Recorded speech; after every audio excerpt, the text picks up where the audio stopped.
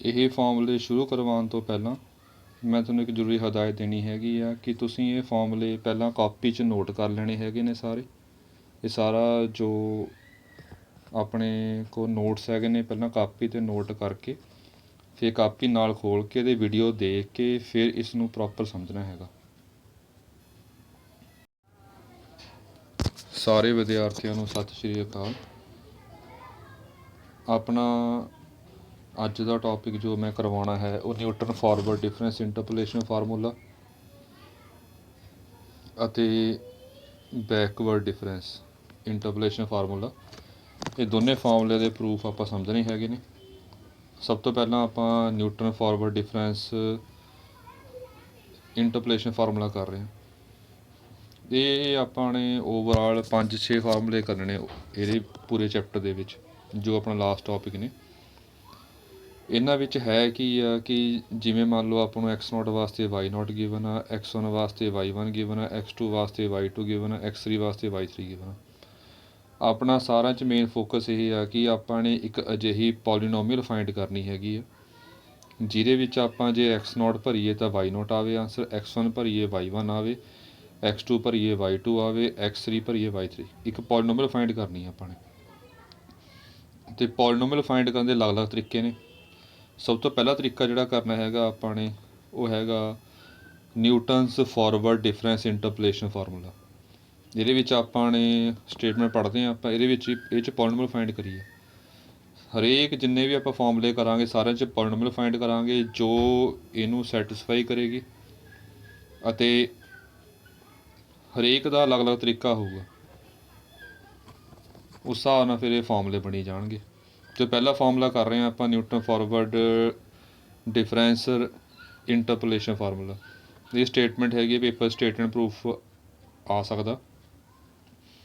ਜੇ F x is ਟੇਬਲੇਟਡ, ਮਤਲਬ ਕਿ ਐਫ ਐਕਸ ਵੀ ਟੇਬਲ 'ਚ ਬਣੀਆਂ ਹੋਈਆਂ ਨੇ, ਜਿਵੇਂ ਆਹ ਇਸ ਕੇਸ 'ਚ ਟੇਬਲ ਬਣਿਆ ਹੈ। ਐਫ ਐਕਸ ਹੋਵੇ ਵਾਈ ਹੋਵੇ ਕੋਈ ਫਰਕ ਨਹੀਂ ਪੈਂਦਾ, ਦੋਨੇ ਗੱਲਾਂ ਸੇਮ ਹੀ ਨੇ। If f x is tabulated at n+1 equidistant points, ਮਤਲਬ ਜਿਹੜੇ ਇਹ ਪੁਆਇੰਟਸ ਨੇ, ਜਿਵੇਂ ਉਰੇ ਆਪਣੇ ਕੋਲ ਇਹ 4 ਪੁਆਇੰਟਸ ਨੇ, 1 2 3 4 ਜਨਰਲ ਲੈ ਰਹੇ ਹਾਂ ਆਪਾਂ ਕਿ ਇਹ ਪੁਆਇੰਟਸ ਜਨਰਲ n+1 ਨੇ।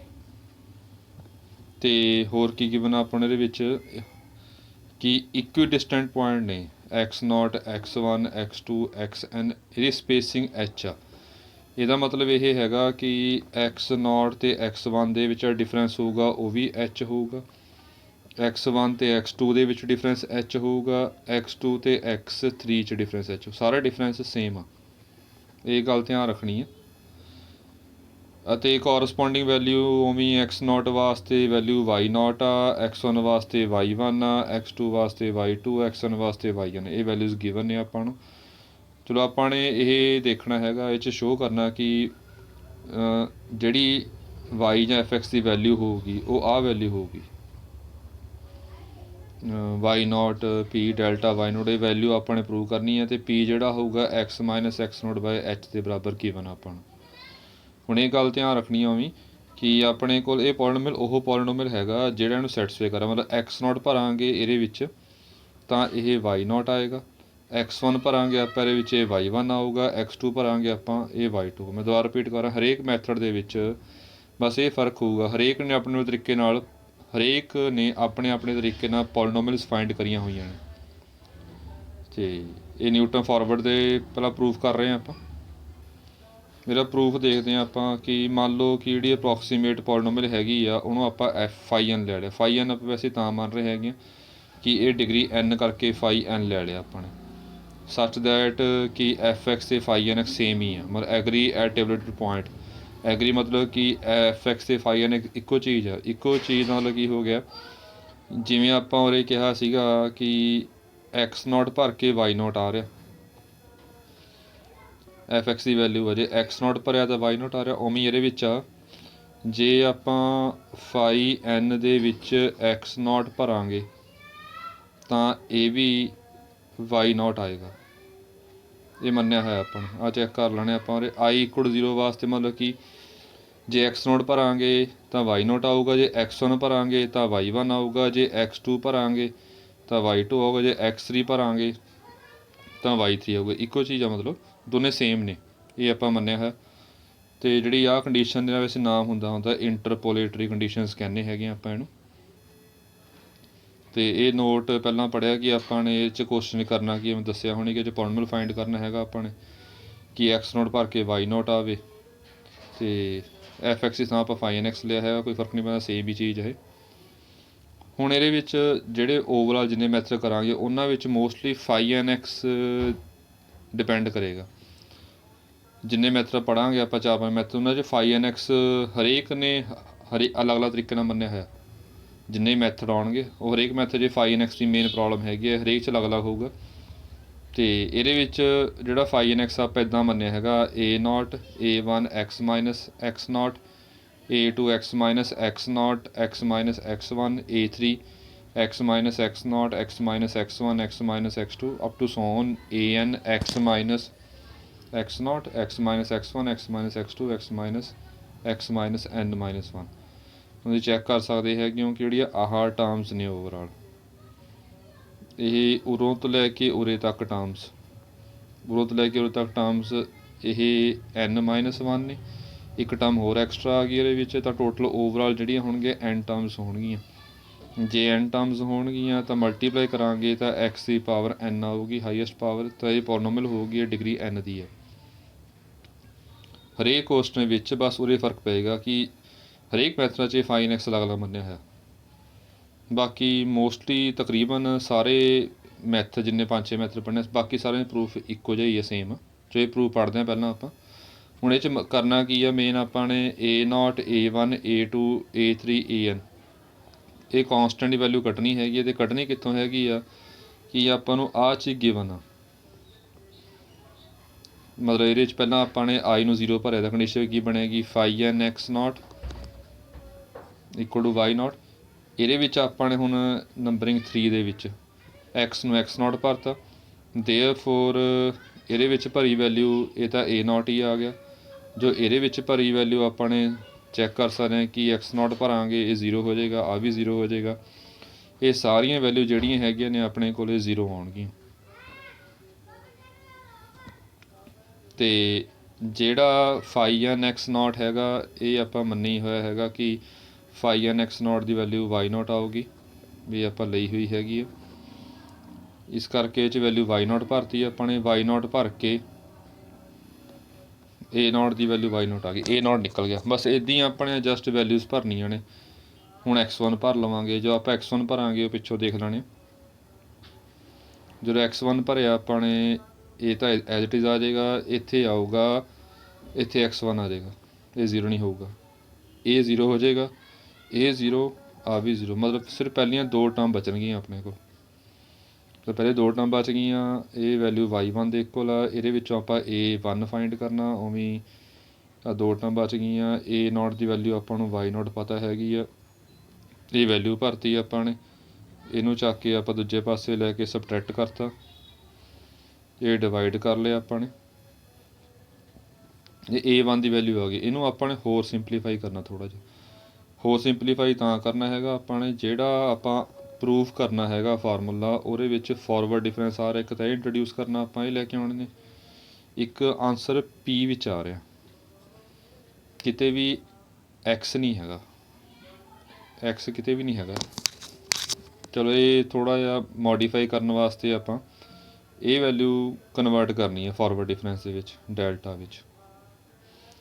ਚਲੋ ਇਹ ਦਿੱਤਾ ਹੋਇਆ ਆਪਾਂ ਨੂੰ ਕਿ x note x1 xn-1 xn, ਇਹਨਾਂ ਸਪੇਸਿੰਗ h ਆ। ਸਪੇਸਿੰਗ h ਆਪਾਂ ਹੁਣ ਹੀ ਕੀਤਾ ਪਿੱਛੇ, ਅੱਗੇ ਵੀ ਸਮਝਾਇਆ ਇਹਨਾਂ ਸਪੇਸਿੰਗ ਜਿਹੜੀ ਹੈਗੀ ਆ h ਆ, ਮਤਲਬ x ਨੋਟ ਅਤੇ x1 ਦੇ ਡਿਫਰੈਂਸ h ਆ, x1 ਅਤੇ x2 ਦਾ ਗੈਪ ਵੀ h ਆ, x2 ਅਤੇ x3 ਦਾ ਗੈਪ ਵੀ h ਆ, ਸਪੇਸਿੰਗ ਸੇਮ ਆ। ਸਪੇਸਿੰਗ ਗੈਪ ਕਹਿੰਦੇ ਆ, ਗੈਪ ਕੀ ਹੋ ਗਿਆ, x1 ਮਾਈਨਸ x ਨੋਟ, ਇਹ ਗੈਪ ਹੋ ਗਿਆ। ਇਹ ਗੈਪ ਆਪਾਂ ਨੂੰ h ਦੇ ਕੋਲ ਆ। ਉਵੇਂ ਆਪਾਂ ਇਹਦੇ ਵਿੱਚ ਜਿਹੜਾ ਇਹ ਗੈਪ ਹੈਗਾ ਆਪਣੇ ਕੋਲ, ਇਹ ਸਾਰੇ ਗੈਪ ਜਿਹੜੇ ਨੇ h ਬਰਾਬਰ ਆ, ਬਿਕੋਜ਼ ਸਾਰੇ ਗੈਪ ਇਕੁਅਲ ਨੇ। ਇਹਦੇ 'ਚ ਵੈਲਿਊ ਭਰਤੀ ਆਪਾਂ h ਦੇ, ਗੌਰ ਨਾਲ ਦੇਖੀਏ ਆਪਾਂ, ਫਾਰਵਰਡ ਡਿਫਰੈਂਸ ਹੁੰਦਾ ਡੈਲਟਾ y ਨੋਟ ਤਾਂ ਇਹਨੂੰ ਇਸ ਫਾਰਮ 'ਚ ਕਨਵਰਟ ਕਰ ਲਿਓ। 1 ਫੈਕਟੋਰੀਅਲ ਆਪਾਂ ਕਿਉਂ ਪਾਇਆ, ਬਿਕੋਜ਼ ਆਪਾਂ ਅੱਗੇ ਜਨਰਲਾਈਜ਼ ਕਰਨਾ ਹੈਗਾ, A2 A3 A4 ਜਨਰਲਾਈਜ਼ ਕਰਨੇ ਨੇ, AN ਜਨਰਲਾਈਜ਼ ਕਰਾਂਗੇ। ਚਲੋ A1 ਤਾਂ ਨਿਕਲ ਗਿਆ, ਹੁਣ ਆਪਾਂ A2 ਕੱਢਦੇ ਹੈਗੇ ਉਵੇਂ ਆਪਾਂ φn x2 ਦੇ ਵਿੱਚ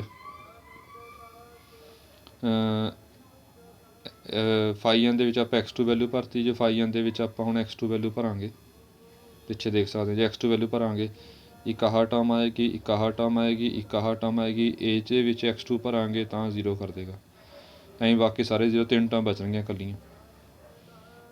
ਤਾਂ ਇਹਦੇ ਵਿੱਚ ਆਹ 3 ਟਰਮਸ ਬਚਣਗੀਆਂ, ਇਹ y2 ਹੈਗਾ। ਇਸ ਤੋਂ ਬਾਅਦ ਆਪਾਂ ਨੇ ਇਹ y2 ਦੇ ਕੋਲ ਆ ਗਿਆ, ਹੁਣ A0 ਕੱਢਣਾ, ਇਹ ਟਰਮ ਇੱਕ ਪਾਸੇ ਰੱਖ ਲਏ, ਬਾਕੀ ਟਰਮ ਦੂਜੇ ਪਾਸੇ ਲੈ ਗਏ। ਇਸ ਤੋਂ ਬਾਅਦ ਆਪਾਂ ਨੇ ਜਿਹੜਾ A2 ਇਹ ਟਰਮ ਇੱਧਰ ਰੱਖ ਲਈ, A0 ਦੀ ਵੈਲਿਊ ਭਰਤੀ, A1 ਦੀ ਵੈਲਿਊ ਭਰਤੀ, ਪਿੱਛੇ ਕੱਢੀਆਂ ਹੋਈਆਂ ਆਪਾਂ ਨੇ। ਹੁਣ ਇਹ ਗੱਲ ਦੇਖਣੀ ਹੈ ਕਿ ਇਹਦੀ ਵੈਲਿਊ ਕਿੰਨੀ ਆਊਗੀ। ਜੇ ਦੱਸਿਆ ਹੈ ਕਿ x1 ਅਤੇ x0 'ਚ ਗੈਪ h ਦਾ, x1 ਅਤੇ x2 'ਚ ਗੈਪ h ਦਾ ਹੈਗਾ, ਤਾਂ ਟੋਟਲ ਗੈਪ ਜਿਹੜਾ ਹੈਗਾ x2 ਅਤੇ x0 ਦੇ ਵਿੱਚ ਇਹ 2h ਦਾ ਹੋ ਜਾਊਗਾ, h + h। ਤਾਂ 2h ਆ ਗਿਆ, h ਨੇ h ਕੈਂਸਲ ਕਰਤਾ ਆਪਾਂ ਨੇ। ਇਸ ਤੋਂ ਬਾਅਦ ਐਵੇਂ ਇਹ 2h ਆ ਗਿਆ, ਇਹ ਕੱਢਿਆ ਆਪਾਂ ਹੁਣ, ਇਹ h ਹੋ ਗਿਆ, ਇਹ ਵੈਲਿਊ ਭਰਤੀਆਂ ਆਪਾਂ ਇਹਦੇ ਵਿੱਚ। ਇਹ ਦੇਖੀਏ ਗੌਰ ਨਾਲ, ਇਹਨੂੰ 2 ਨੂੰ ਅੰਦਰ ਮਲਟੀਪਲਾਈ ਕਰਤਾ, ਇਹ ਆ ਚੀਜ਼ ਆ ਗਈ। ਇਹਨੂੰ ਆਪਾਂ ਇੱਦਾਂ ਦੋ ਹਿੱਸਿਆਂ 'ਚ ਤੋੜ ਲਿਆ, y2 - y1 - y1 to ਇਹ ਡੈਲਟਾ 'ਚ ਕਰਨਾ, ਫਾਰਵਰਡ ਡਿਫਰੈਂਸ ਕਨਵਰਟ ਕਰਨਾ, ਇਹ ਡੈਲਟਾ y2 ਹੋ ਗਿਆ, y1 ਸੌਰੀ, ਇਹ ਡੈਲਟਾ y0 ਹੋ ਗਿਆ। ਇਹਨੂੰ ਦੁਬਾਰਾ ਕਨਵਰਟ ਕੀਤਾ, ਡੈਲਟਾ ਸਕੇਅਰ y0 ਬਣ ਗਿਆ, ਡੈਲਟਾ ਸਕੇਅਰ y0।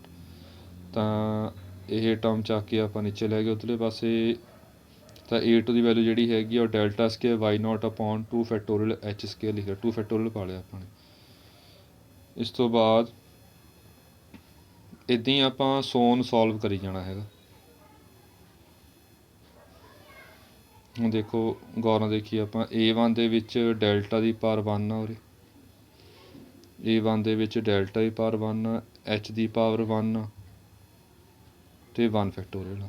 ਤਾਂ 2 ਪਾਵਰ 'ਚ ਕੀ ਹੋ ਗਿਆ ਉਰੇ ਆਪਣੇ ਕੋਲ, 2 ਪਾਵਰ ਦੇ ਵਿੱਚ ਉਰੇ 2 ਪਾਵਰ ਆ ਗਈ, h ਦਾ ਸਕੇਅਰ ਹੋ ਗਿਆ। ਤਾਂ 2 ਫੈਕਟੋਰੀਅਲ ਦਾ ਜਨਰਲਾਈਜ਼ ਕਰ ਸਕਦੇ ਹਾਂ ਆਪਾਂ, ਜਨਰਲਾਈਜ਼ ਕੀਤਾ, ਜਿਹੜਾ an ਹੈਗਾ ਆਪਣੇ ਕੋਲ delta n upon n factorial hn ਬਣ ਗਿਆ। ਇਹ ਸਾਰੇ ਕੌਂਸਟੈਂਟ ਨਿਕਲ ਗਏ। ਹੁਣ ਆਪਾਂ ਪੀ 'ਚ ਕਨਵਰਟ ਕਰਨਾ ਕੁਐਸਚਨ, ਇਹ ਦਿੱਤਾ ਹੋਇਆ ਆਪਾਂ ਨੂੰ, ਇਹਦੇ ਵਿੱਚੋਂ ਜਿਹੜੀ x - x0 ਦੀ ਵੈਲਿਊ ਆ PH ਆ ਗਈ। ਹੁਣ ਇਹਦੀ ਵੈਲਿਊ ਫਾਈਂਡ ਇਹ ਕਰਕੇ ਰਹੇ ਹਾਂ ਆਪਾਂ, ਜਿਹੜਾ ਪਿੱਛੇ ਇਹ ਵੈਲਿਊਜ਼ ਨੇ ਇਹਨਾਂ ਸਾਰਿਆਂ ਨੂੰ ਪੀ 'ਚ ਕਨਵਰਟ ਕਰਨਾ ਆਪਾਂ ਨੇ, ਇਹ ਸਾਰੇ ਵੈਲਿਊਜ਼ ਨੂੰ। A0 A1 ਤਾਂ ਕੱਢ ਹੀ ਲਏ ਆਪਾਂ ਨੇ। ਹੁਣ ਇਹਦੀ ਵੈਲਿਊ ਨਿਕਲ ਗਈ ਆਪਣੇ ਕੋਲ, ਹੁਣ ਇਹ ਕੱਢਾਂਗੇ, ਫਿਰ ਇਹ ਕੱਢਾਂਗੇ, ਫਿਰ ਆਹ ਕੱਢਾਂਗੇ, ਇਹ ਵੈਲਿਊ ਜਨਰਲਾਈਜ਼ ਕਰਨੀ ਆ ਆਪਾਂ ਨੇ। ਚਲੋ ਦੇਖੋ ਇਹ ਲੱਗ ਜਾਏਗਾ ਪਤਾ। ਇਹਦੇ ਵਿੱਚ ਹੁਣ ਇਹ ਵੈਲਿਊ ਕੱਢ ਰਹੇ ਹਾਂ ਆਪਾਂ, ਤਾਂ x - x0 ਆ, x1 ਦੀ ਵੈਲਿਊ ਭਰਤੀ ਆਪਾਂ ਨੇ। ਹੁਣ ਤੁਸੀਂ ਚੈੱਕ ਕਰ ਸਕਦੇ ਹੋ, ਜਿਹੜਾ x1 - x0 ਹੈਗਾ ਇਹ h ਆ, ਗੈਪ ਦਿੱਤਾ ਹੋਇਆ, ਤਾਂ ਉੱਧਰ ਲੈ ਗਏ ਆਪਣੇ ਕੋਲ x1 ਦੀ ਵੈਲਿਊ ਜਿਹੜੀ ਹੈਗੀ ਆ x0 + h ਆ ਗਈ। ਇੱਦਾਂ ਤਾਂ ਕੀਤਾ because x - x0 the value p 'ਚ ਪਤਾ ਹੈਗੀ, ਵੈਲਿਊ ਭਰਤੀ, ਇਹ ਕਾਮਨ ਨਿਕਲ ਗਈ, ਆ ਗਿਆ। ਹੁਣ ਤੀਜੀ ਵੈਲਿਊ ਕੱਢ ਕੇ ਦਿਖਾਈ ਹੋਈ ਆ, ਇਹ ਵੈਲਿਊ ਭਰਤੀ, ਇਹ ਵੈਲਿਊਜ਼ ਭਰਤੀਆਂ। ਹੁਣ x2 ਦੀ ਵੈਲਿਊ ਜਿਹੜੀ ਹੈਗੀ ਆ ਉਹ x0 + 2h ਹੋਏਗੀ, ਇਹ ਪੀ 'ਚ ਕਨਵਰਟ ਕਰਤਾ, ਇਹ ਵੀ ਪੀ 'ਚ ਕਨਵਰਟ ਕਰਤਾ, ਇਸ ਤਿੰਨੇ ਪੀ 'ਚ ਕਨਵਰਟ ਕਰਤੇ ਆਪਾਂ ਨੇ। ਇਸ ਤੋਂ HQ ਕਾਮਨ ਨਿਕਲ ਗਿਆ, ਸੋਨ ਕਰਤਾ। ਤਾਂ ਇੱਥੋਂ ਕੁਛ ਆਈਡੀਆ ਹੋ ਗਿਆ ਆਪਾਂ ਨੂੰ। ਉਹ ਆਈਡੀਆ ਇਹ ਹੋਇਆ, 2 ਟਰਮਾਂ ਵਾਸਤੇ ਸਕੇਅਰ ਆਇਆ ਅਤੇ 2 ਟਰਮਾਂ p - 1 ਆਇਆ। ਜੋ ਟਰਮਾਂ 3 ਸੀਗੀਆਂ ਆਪਣੇ ਕੋਲ ਉਦੋਂ ਕਿਊਬ ਆਇਆ, ਅਤੇ 3 ਟਰਮਾਂ ਆਈਆਂ p - 1 p - 2। ਇਸ ਤੋਂ ਨੈਕਸਟ ਟਰਮ ਜੇ ਕੱਢਣੀ ਹੋਵੇ ਤਾਂ p - 3, ਐਂ ਘਟੀ ਜਾਊਗੀ। ਉਰੇ ਟਰਮਾਂ ਜਿਹੜੀਆਂ ਹੈਗੀਆਂ ਗੌਰ ਨਾਲ ਦੇਖੀਏ ਆਪਾਂ, ਇਹ xn - 1 ਉਰੇ ਗਲਤ ਆ ਗਿਆ, ਪਿੱਛੋਂ ਦੇਖ ਲਿਓ।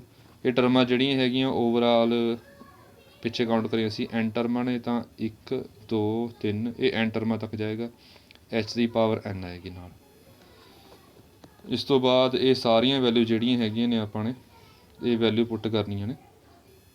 ਇਹ ਸਾਰੀਆਂ ਵੈਲਿਊਜ਼ ਭਰ ਦੇਣੀਆਂ ਆਪਾਂ, ਪਿੱਛੋਂ ਦੇਖ ਕੇ A0 ਕੱਢ ਚੁੱਕੀਆਂ। A0 ਦੀ ਵੈਲਿਊ ਜਿਹੜੀ ਹੈਗੀ ਸੀ ਆਪਣੇ ਕੋਲ ਉਹ ਵਾਈ ਨੋਟ ਆਈ ਸੀਗੀ, ਇਹ ਭਰਤੀ ਆਪਾਂ ਵੈਲਿਊ। ਜਿਹੜੀ A1 ਦੀ ਵੈਲਿਊ ਹੈਗੀ ਆ ਉਹ ਭਰਤੀ ਆਪਾਂ ਨੇ, ਇਹ A1 ਦੀ ਵੈਲਿਊ ਆ ਗਈ। ਇਹ ਜਿਹੜਾ PH ਆ ਇਹ ਦੂਜੀ ਵੈਲਿਊ ਭਰੀ ਆਪਾਂ ਨੇ, x - x0 ਦੀ ਕੱਟੀ ਹੋਈ ਹੈਗੀ ਆ। ਉਵੇਂ ਆਪਾਂ A2 ਦੀ ਵੈਲਿਊ ਭਰਤੀ, A2 ਦੀ ਵੈਲਿਊ ਆਈ ਸੀ ਆਪਣੇ ਕੋਲ ਇਹ ਵਾਲੀ, x - x0 ਤੇ x - x1 ਦੀ ਵੈਲਿਊ ਭਰਤੀ ਆਪਾਂ ਨੇ, ਇਹ ਵੈਲਿਊ ਆਪਣੀ ਆਹ ਆਈ ਆ। ਅਤੇ ਅਖੀਰ ਵਿੱਚ ਆਪਾਂ ਲਾਸਟ ਵੈਲਿਊਜ਼ ਭਰਤੀਆਂ, ਇਹ ਆ ਗਿਆ ਆਪਣੇ ਕੋਲ ਸਾਰਾ ਓਵਰਆਲ। ਇਹਦੇ ਵਿੱਚੋਂ H ਸੋਲਵ ਕਰਕੇ ਕੈਂਸਲ ਆਊਟ ਕਰਕੇ ਇਹ ਆਪਣਾ ਆਨਸਰ ਬਣ ਗਿਆ। ਅਤੇ ਇਹ ਪ੍ਰੂਵ ਕਰਨਾ ਸੀ ਆਪਾਂ ਨੇ। ਮੈਂ ਥੋੜ੍ਹੀ ਗੱਲ ਦੁਬਾਰਾ ਰਿਪੀਟ ਕਰਵਾ ਰਿਹਾ ਹੈਗਾ ਕਿ ਜਿੰਨੇ ਮੈਥਡ ਕਰਾਂਗੇ ਆਪਾਂ ਉਹਦੇ ਵਿੱਚ ਕੁਐਸਚਨ ਸਾਰੇ ਇਹੀ ਹੋਣਗੇ, ਬਸ ਉਹਦੇ 'ਚ ਫਾਈ ਐਨ ਐਕਸ ਦੀ ਹੋਊਗਾ ਕਿ ਫਾਈ ਐਨ ਐਕਸ ਹਰੇਕ ਮੈਥਡ ਦੇ ਵਿੱਚ ਅਲੱਗ-ਅਲੱਗ ਸਪੋਜ਼ ਕਰਨਾ ਆਪਾਂ ਨੇ, ਬਸ ਇਹ ਧਿਆਨ ਰੱਖਣੀ ਪਊਗੀ ਆਪਾਂ ਨੂੰ। ਸਾਰੇ ਕੁਐਸਚਨ ਦਾ ਮੀਨਿੰਗ ਇਹੀ ਹੋਊਗਾ ਕਿ ਆਪਾਂ ਨੇ ਪੋਲੀਨੋਮੀਅਲ ਫਾਈਂਡ ਕਰਨੀ ਹੋਊਗੀ ਜਿਹੜੀ ਇਹ ਟੇਬੂਲੇਟਿਡ ਡਾਟਾ ਨੂੰ ਫਿੱਟ ਕਰੇ।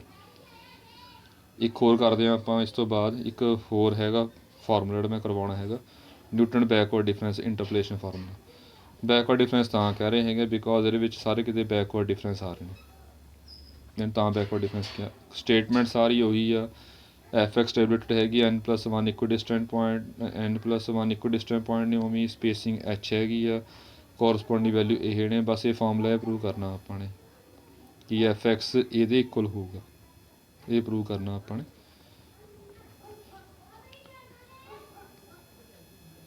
ਇਸ ਤੋਂ ਬਾਅਦ ਫਿਰ ਆਪਾਂ ਉਵੇਂ ਕੁਐਸਚਨ ਸਟਾਰਟ ਕਰ ਲਿਆ ਕਿ ਪੋਲੀਨੋਮੀਅਲ ਆਪਾਂ ਨੇ ਫਾਈ ਐਨ ਐਕਸ ਸਪੋਜ਼ ਕਰ ਲਿਆ। ਫਾਈ ਐਨ ਐਕਸ ਕਿੱਦਾਂ ਸਪੋਜ਼ ਕੀਤਾ ਕਿ ਬਰਾਬਰ ਨੇ ਪਿੱਛੇ ਕੀਤਾ ਸਾਰਾ ਉਵੇਂ ਆ। ਇਹ ਬਾਉਂਡ ਇੰਟਰਪੋਲੇਟਡ ਕੰਡੀਸ਼ਨ ਸੈਟੀਸਫਾਈ ਕਰ ਰਹੀਆਂ ਹੈਗੀਆਂ ਨੇ ਇਹਨੂੰ। ਹੁਣ ਉਰੇ ਦੇਖੋ, ਉਰੇ ਫਾਈ ਐਨ ਐਕਸ ਆਪਾਂ ਇੱਦਾਂ ਮਰਨਾ, ਪਹਿਲਾਂ A0 ਆ ਫਿਰ A1 ਆ। ਹੁਣ ਇਹਦੇ 'ਚ x ਯਾਦ ਰੱਖ ਲੈਣਾ ਆਪਾਂ ਨੇ ਕਿ ਫਾਰਵਰਡ ਡਿਫਰੈਂਸ ਦੇ ਵਿੱਚ ਅੱਗੋਂ ਸਬਟਰੈਕਟ ਕਰਨਾ ਆਪਾਂ ਨੇ। ਜਿਵੇਂ ਫਾਰਮੂਲਾ ਇਹਨੂੰ ਇੱਦਾਂ ਯਾਦ ਰੱਖ ਲਓ ਕਿ ਫਾਰਵਰਡ ਡਿਫਰੈਂਸ 'ਚ ਜਿਵੇਂ ਪਹਿਲਾਂ ਵੈਲਿਊ x0 ਆਊਗੀ, ਇਹ ਫਾਰਵਰਡ ਆ, ਅੱਗੋਂ ਐਂ ਚੱਲਣਗੀਆਂ ਵੈਲਿਊਜ਼। ਪਹਿਲਾਂ x0 ਮਾਈਨਸ ਕੀਤਾ, ਫਿਰ x1 ਮਾਈਨਸ ਕੀਤਾ, ਫਿਰ x2 ਮਾਈਨਸ ਕੀਤਾ, ਇੱਦਾਂ ਜਾ ਰਿਹਾ। ਬੈਕਵਰਡ 'ਚ ਵੈਲਿਊਜ਼ ਪੁੱਠੀਆਂ ਲੈਣੀਆਂ ਆਪਾਂ ਨੇ, ਮਤਲਬ ਕਿ ਜੇ ਪੁੱਠੀਆਂ ਬੈਕ ਤੋਂ ਲੈਣੀਆਂ।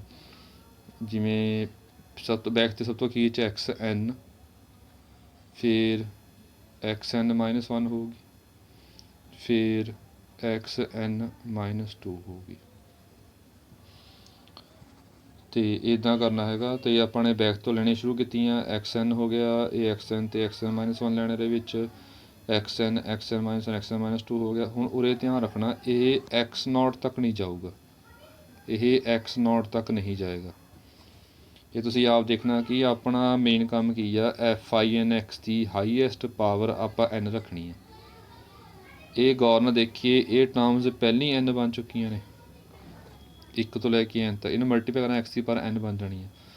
ਜੇ ਆਪਾਂ x0 ਇਹ ਟਰਮ ਵੀ ਨਾਲ ਪਾਵਾਂਗੇ x - x0 ਵਾਲੀ, ਤਾਂ ਇਹ ਟਰਮਾਂ n+1 ਬਣ ਜਾਣਗੀਆਂ ਅਤੇ ਡਿਗਰੀ ਜਿਹੜੀ ਹੈਗੀ n+1 ਹੋ ਜਾਏਗੀ। ਡਿਗਰੀ n ਹੀ ਰੱਖਣੀ ਹੈ, ਇਹ ਗੱਲ ਆਪਾਂ ਨੋਟ ਕਰ ਲੈਣੀ, ਧਿਆਨ ਰੱਖਣੀ ਹੈ। ਹੁਣ ਸਾਰਾ ਪਿਛਲਾ ਕੰਸੈਪਟ ਆ ਜਿਵੇਂ ਆਪਾਂ ਇਹਦੇ 'ਚ ਜਿਵੇਂ ਪਿੱਛੇ ਕਰਿਆ ਸੀ A0 A1 A2 ਉਵੇਂ ਕਰਾਂਗੇ ਸਾਰੇ ਪਾਸੇ 'ਚ ਬੈਕਵਰਡ ਡਿਫਰੈਂਸ ਆਉਣਗੇ।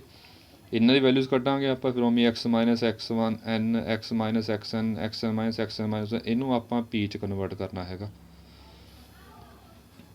ਫਿਰ ਆਪਾਂ ਨੇ ਉਵੇਂ ਕੰਡੀਸ਼ਨ ਲਾਤੀ ਪਹਿਲਾਂ। ਹੁਣ ਉਰੇ ਥੋੜ੍ਹਾ ਜਿਹਾ ਦਿਮਾਗ ਨਾਲ ਕੁਐਸਚਨ ਸੋਲਵ ਕਰਨਾ ਹੈਗਾ। ਪਹਿਲਾਂ ਆਪਾਂ x0 ਭਰੀ ਸੀ ਵੈਲਿਊ, ਬਿਕੋਜ਼ x0 ਭਰ ਕੇ ਪਹਿਲਾਂ ਪਿਛਲੇ ਕੁਐਸਚਨ ਜਿਵੇਂ ਉਰੇ ਪਿਛਲੇ ਕੁਐਸਚਨ 'ਚ x0 ਭਰ ਕੇ ਵੈਲਿਊ 0 ਹੋ ਰਹੀਆਂ ਸੀ। ਹੁਣ ਤੁਸੀਂ ਇੱਥੋਂ ਆਪ ਦਿਮਾਗ ਲਾ ਸਕਦੇ ਹਾਂ ਆਪਾਂ ਇਹਦੇ ਵਿੱਚ ਕਿ ਇਹਦੇ ਵਿੱਚ ਆਪਾਂ ਨੇ x0 ਤੋਂ ਸਟਾਰਟ ਨਹੀਂ ਕਰਨਾ ਹੈਗਾ। x0 ਭਰ ਕੇ ਕੋਈ 0 ਨਹੀਂ ਹੋਣਾ ਇਹਦੇ ਵਿੱਚ, xn ਸਾਰਿਆਂ ਵਿੱਚ ਆ ਰਿਹਾ, ਤਾਂ ਇਹਦੇ 'ਚ ਪਹਿਲਾਂ xn ਭਰਾਂਗੇ। xn ਭਰ ਕੇ ਵੈਲਿਊ xn = y ਦਿੱਤਾ ਹੈ ਆਪਾਂ ਨੂੰ, xn ਭਰਿਆ ਉਵੇਂ ਸਿਰਫ ਆਹ ਟਰਮ ਬਚੇਗੀ, ਬਾਕੀ ਸਾਰੇ 0 ਹੋਣਗੀਆਂ। ਫਿਰ ਇਹਦੇ ਵਿੱਚੋਂ ਆਪਾਂ ਸਿਮਿਲਰਲੀ ਵੇ ਨਾਲ A0 = yn ਹੈਗਾ। ਥੋੜ੍ਹੀ ਮੈਂ ਸਪੀਡ ਤੇਜ਼ ਕਰ ਰਿਹਾ ਇਹਦੇ ਵਿੱਚ ਕਿਉਂਕਿ ਇਹ ਫਾਰਮ ਪਿੱਛੇ ਨਾਲ ਦਾ ਹੀ ਹੈ। ਐਵੇਂ ਆਪਾਂ ਨੈਕਸਟ ਵੈਲਿਊ ਭਰ ਕੇ xn-1 ਭਰੀ ਵੈਲਿਊ, ਤੇ yn-1 ਵੈਲਿਊ ਭਰਤੀ ਆਪਾਂ ਨੇ ਤਾਂ a ਨੋਟ n-1 ਭਰੀ ਆਪਾਂ ਵੈਲਿਊ, ਤਾਂ ਆਹ ਟਰਮ ਆਏਗੀ, ਇਹ ਟਰਮ 0 ਹੋ ਜਾਏਗੀ ਨਾ, ਇਸ ਕਰਕੇ ਫਿਰ ਆਹ ਵੀ ਟਰਮ 0, ਸਾਰੇ ਟਰਮ 0 ਹੋ ਜਾਣਗੇ ਬਾਕੀ। ਅਤੇ ਇਹਦੇ ਵਿੱਚੋਂ ਫਿਰ ਆਪਣੇ ਕੋਲ ਵੈਲਿਊ ਜਿਹੜੀ ਹੈਗੀ ਹੈ ਵੈਲਿਊ ਭਰ ਕੇ ਆਹ ਚੀਜ਼ ਆ ਗਈ। yn ਆਪਾਂ ਟਰਮ ਦੂਜੇ ਪਾਸੇ ਲੈ ਗਏ, ਇਹਨੂੰ a1 ਨਿਕਲ ਗਿਆ ਆਪਣੇ ਕੋਲ।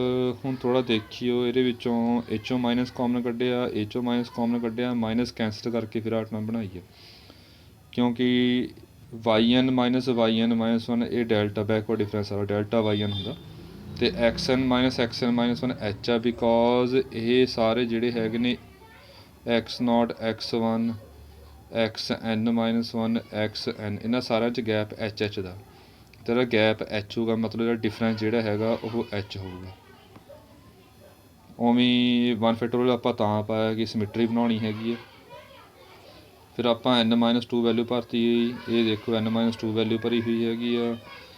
ਇਹਦੇ ਵਿੱਚੋਂ ਆਪਾਂ ਨੇ ਹੁਣ a2 ਦੀ ਵੈਲਿਊ ਫਾਈਂਡ ਕਰਨੀ ਆ, ਤਾਂ ਇਹ ਪਹਿਲਾਂ ਵਾਂਗੂ ਹੀ ਥੋੜ੍ਹਾ ਸਮਝਾਇਆ ਹੈ ਇਹਦੇ ਵਿੱਚ ਕਿ ਇਹਨਾਂ ਦੀ ਵੈਲਿਊ ਆਪਾਂ ਕਿਵੇਂ ਕੱਢਾਂਗੇ।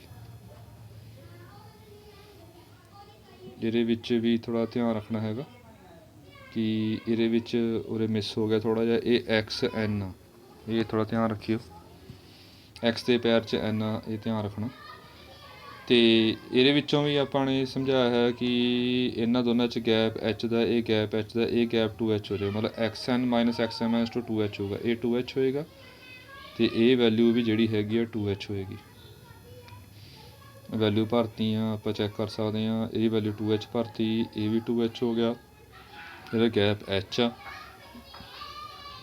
ਇਹ ਟਰਮ ਇੱਕ ਪਾਸੇ ਰੱਖ ਲਈ, a0 ਦੀ ਵੈਲਿਊ ਪਿੱਛੇ ਕੱਢੀ ਹੋਈ ਆ, ਉਹ ਦੂਜੇ ਪਾਸੇ ਲੈ ਜਾ ਕੇ ਸਬਟਰੈਕਟ ਕਰਤਾ ਆਪਾਂ ਨੇ, ਅਤੇ a1 ਵੀ 2h ਦੂਜੇ ਪਾਸੇ ਲਿਆ ਕੇ ਸਬਟਰੈਕਟ ਕਰਦਾ, ਵੈਲਿਊ ਭਰਤੀ ਆਪਾਂ ਉਹਦੀ। ਇਹ ਸੋਲਵ ਕੀਤਾ, ਆਹ ਚੀਜ਼ ਬਣ ਗਈ। ਪਿੱਛੋਂ ਰੀਅਰੇਂਜ ਕਰ ਲਈਆਂ ਟਰਮਸ, ਇਹ ਬੈਕਵਰਡ ਡਿਫਰੈਂਸ ਹੋ ਗਿਆ yn ਦਾ, ਇਹ ਬੈਕਵਰਡ ਡਿਫਰੈਂਸ yn-1 ਹੋ ਗਿਆ, ਇਹ ਡੈਲਟਾ ਸਕੇਅਰ yn ਬਣ ਗਿਆ।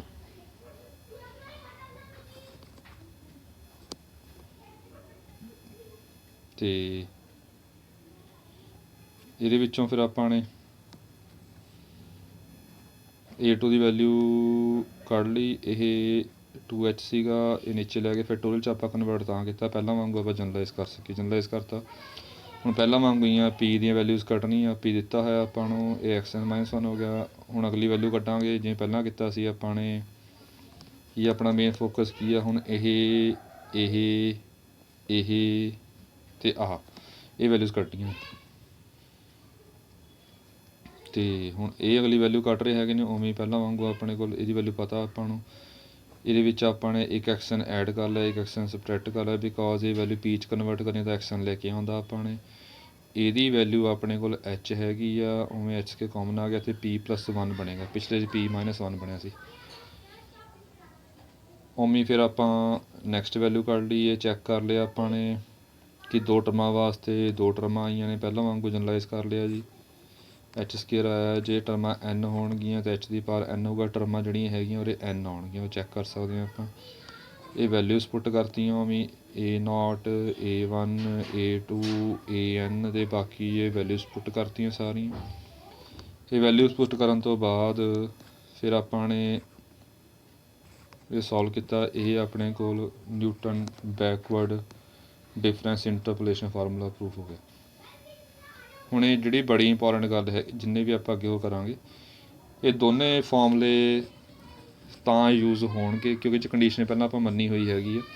ਇਹਨਾਂ ਸਟੇਟਮੈਂਟਾਂ ਦੇਖੀਏ ਧਿਆਨ ਨਾਲ ਆਪਾਂ, ਪਹਿਲੇ ਜੀ ਦੋਨੇ ਸਟੇਟਮੈਂਟ ਤਕਰੀਬਨ ਸੇਮ ਹੀ ਨੇ, ਬਸ ਇਹ ਫਾਰਮੂਲਾ ਇਹ ਇਕੁਈ ਡਿਸਟੈਂਟ ਪੁਆਇੰਟ ਵਾਸਤੇ ਆ।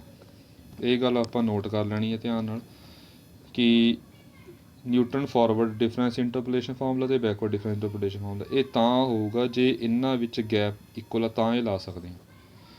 ਜਿਵੇਂ ਐਗਜ਼ਾਮਪਲ ਲੈ ਲਈ ਆਪਾਂ, ਜਿਵੇਂ x ਦੀ ਵੈਲਿਊਜ਼ ਆਹ ਨੇ, ਇਹਦੇ ਵਿੱਚ ਆਪਾਂ ਨਿਊਟਨ ਫਾਰਵਰਡ ਅਤੇ ਬੈਕਵਰਡ ਨਹੀਂ ਲਾ ਸਕਦੇ। ਨਹੀਂ ਕਿਉਂ ਲਾ ਸਕਦੇ? ਬਿਕੋਜ਼ ਨਾ ਗੈਪ ਸੇਮ ਨਹੀਂ ਹੈਗਾ। ਗੈਪ ਕਿਉਂ ਨਹੀਂ ਸੇਮ ਹੈਗਾ? ਇਹਦਾ ਗੈਪ 3 ਆ, ਇਹ ਵੀ ਗੈਪ 3 ਆ, ਇਹ ਗੈਪ 2 ਆ ਗਿਆ 7 ਅਤੇ 9 ਦਾ, ਸੇਮ ਨਹੀਂ ਆ ਰਿਹਾ, 3 ਫਰਕ ਪੈ ਰਿਹਾ। ਜੇ ਗੈਪ ਸੇਮ ਹੋਊਗਾ ਤਾਂ ਆਪਾਂ ਨੇ ਇਹ 'ਚ ਨਿਊਟਨ ਫਾਰਵਰਡ ਅਤੇ ਬੈਕਵਰਡ ਡਿਫਰੈਂਸ ਫਾਰਮੂਲਾ ਲਾਉਣਾ ਹੈਗਾ। ਅਤੇ ਨਿਊਟਨ ਫਾਰਵਰਡ ਅਤੇ ਬੈਕਵਰਡ ਡਿਫਰੈਂਸ ਫਾਰਮੂਲਾ ਲਾਉਣਾ ਕਿਵੇਂ ਹੈਗਾ, ਉਹ ਜਿਵੇਂ ਫਸਟ ਨੋਟਸ ਦਿੱਤੇ ਹੈਗੇ ਨੇ ਉਹ 'ਚ ਸਮਝਾਇਆ ਹੋਇਆ ਹੈਗਾ। ਜਿਵੇਂ ਆਪਣੇ ਕੋਲ ਮੈਂ ਕੁਛ ਇੱਥੇ ਦੱਸ ਦਿੰਦਾ, ਜਿਵੇਂ X0, X1, X2, X3 ਅਤੇ X4 ਇਹ 4 ਵੈਲਿਊਜ਼ ਨੇ। ਜੇ ਆਪਾਂ ਨੂੰ X ਦੀ ਵੈਲਿਊ ਸੈਂਟਰ ਤੋਂ ਉੱਪਰ ਲਾਈ ਕਰ ਰਹੀ ਹੈ ਤਾਂ ਫਾਰਵਰਡ ਲਾਉਣਾ ਆਪਾਂ ਨੇ, ਸੈਂਟਰ ਨੀਚੇ ਲਾ ਰਹੀ ਹੈ ਤਾਂ ਬੈਕਵਰਡ। ਜੇ ਸੈਂਟਰ 'ਚ ਲਾਈ ਕਰਦੀ ਹੈਗੀ ਹੈ ਤਾਂ ਫਾਰਵਰਡ ਬੈਕਵਰਡ ਜਿਹੜਾ ਮਰਜ਼ੀ ਲਾ ਸਕਦੇ ਹਾਂ ਫਾਰਮੂਲਾ ਆਪਾਂ।